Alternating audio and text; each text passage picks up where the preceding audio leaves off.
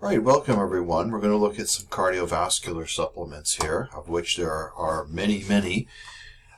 This one, Cardio Blend by Vitanica, looks like a general cardiac health, circulatory support type of product. So it's not super focused on any one problem like angina or heart failure, but it's got a little bit of everything in it. Vitamin C, of course, is important as an antioxidant to the heart. Vitamin E is, but you don't want to go too high with vitamin E for reasons that aren't clear. Super high doses of vitamin E, like over 1,000 IUs, are associated with increases in mortality. And maybe it's the imbalance of only the alpha forms, but instead of a mixed tocopherol, but this one is at a pretty reasonable amount.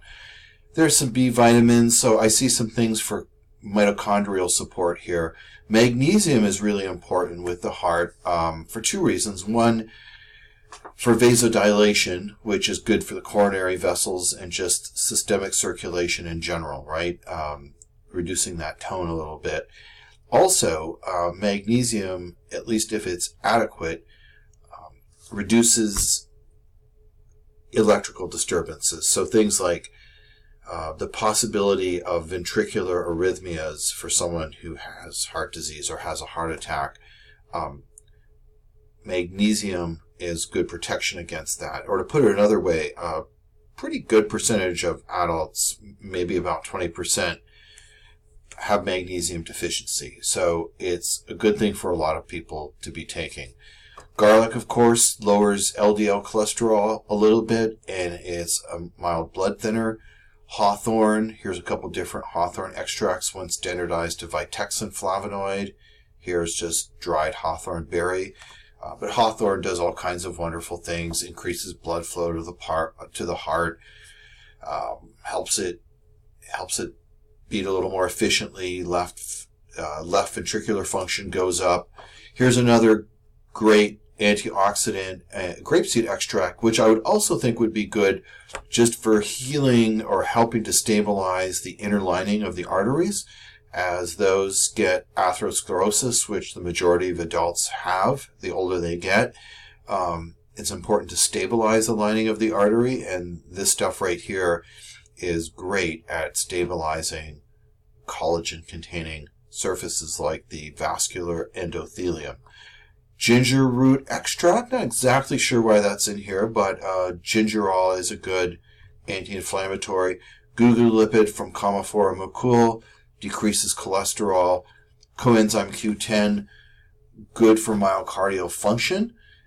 And if someone happens to be taking a statin, I don't know that that's the idea here, but that is also a good idea.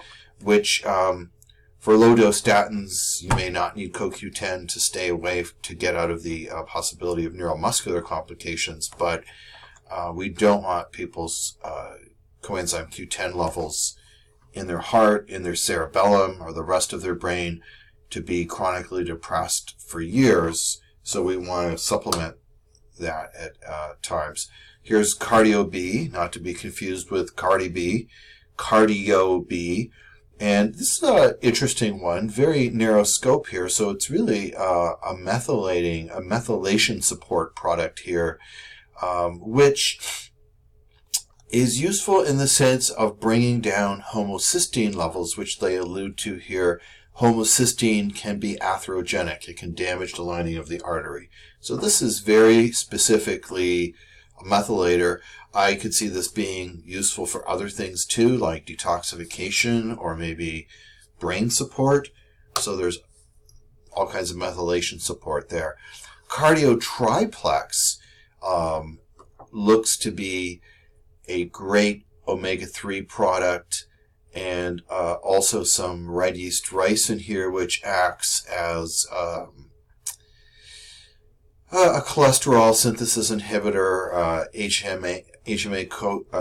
HMG-CoA reductase inhibitor.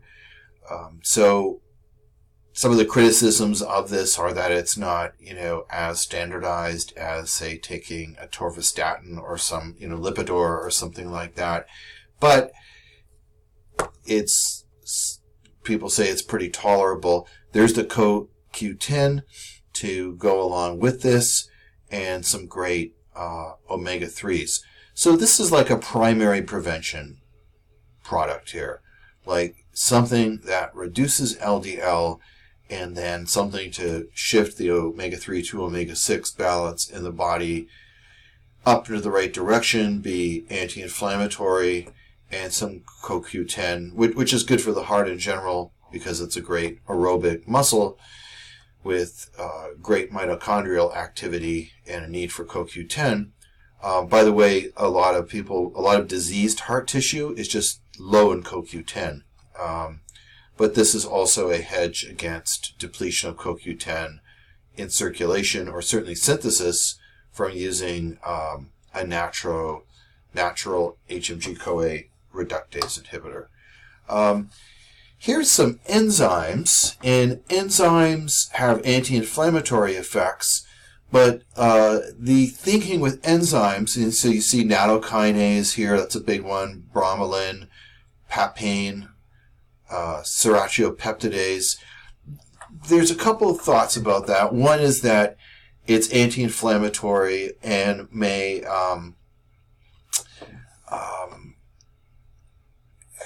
fight against the evolution of plaques in the arteries.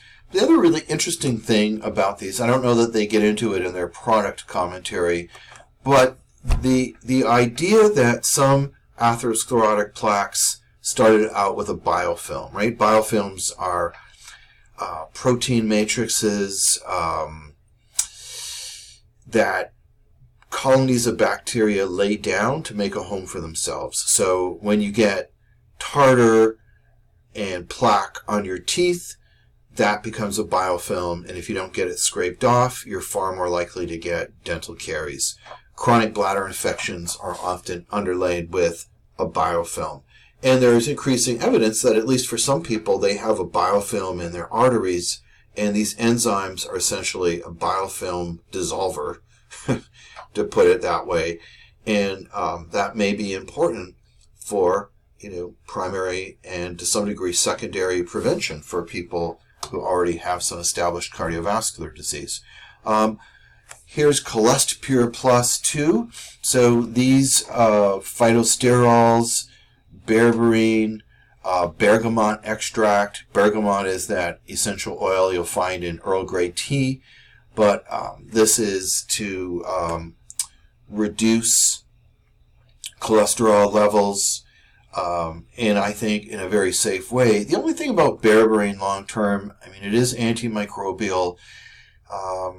I'd certainly want somebody taking a probiotic or just eating a lot of fermented foods like yogurt and sauerkraut and tempeh and things like that. If they were taking berberine, I really wouldn't want that as a long-term product. The other thing with berberine, it is an isoquinoline alkaloid, and for some people that will start to irritate the liver. Their enzymes will go up. Now, that's true of statins as well, so I don't want to pick on, the natural stuff in an unfair way, but it wouldn't be the best thing to be on for long term. And to me, if someone has risk factors like family history and or some development of plaques, it doesn't have to be lethal, but they've definitely got atherosclerosis brewing.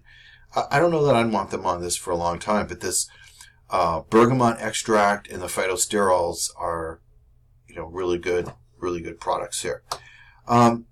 Here's a Da Vinci Labs product, Cholestsure. So similar to some of the others, phytosterols, polycosanols, red yeast rice, chromium, I imagine to help stabilize blood sugar. And there's gugolipid again to lower cholesterol, CoQ10 to offset any deficiencies, artichoke extract, which not only lowers LDL a little bit, but really supports the liver. So I definitely see LDL targeting here, but also some blood sugar regulation. So for people with metabolic syndrome, high cholesterol, hypertension, at risk, for not only type 2 diabetes, but heart disease, this looks like a great product. Here's one of my favorites, L-arginine, which is really important for nitric oxide synthesis, which they correctly identify as good for dilation of blood vessels here.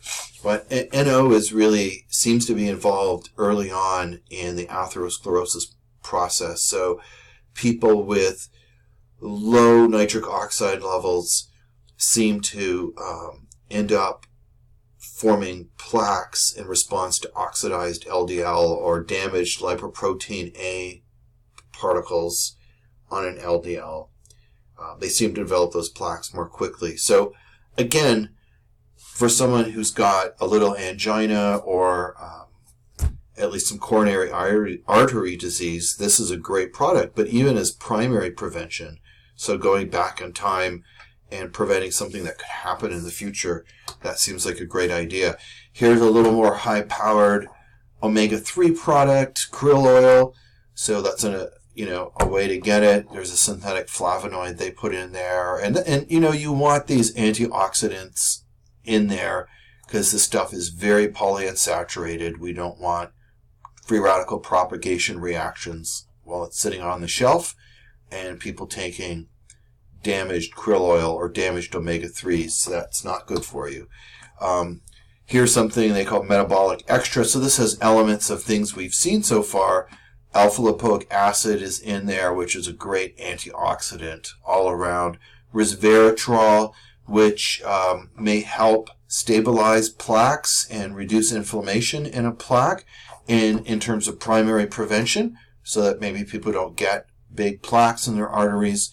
It does reduce inflammation. It's a great antioxidant. There's chromium again and berberine. So this does something against, metabolic syndrome, or what they used to call syndrome X, which of course can lead to a pre-diabetic state if it's uncontrolled, and obesity, and also cardiovascular disease. I think we've got one or two more here. MitoQ. So this is interesting in terms of supporting, mitochondrial function. There's a quinol, which is interesting, instead of just CoQ10. Carnitine, which is important for beta oxidation of fatty acids. So there's another mitochondrial directed supplement. Magnesium, which is important for the electrical activity of the heart, but again, comes into play in central metabolism and some of those coenzymes. And vitamin D3. So things that people might be a little deficient in. They've got some kind of proprietary molecule here as well. So direct and indirect mitochondrial support here. All right, that's it.